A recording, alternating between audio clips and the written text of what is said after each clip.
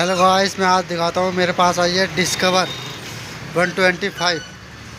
मैंने आज करके देखा, बिना एक्सीलेटर के वायर के गाड़ी स्टार्ट हो सकती है।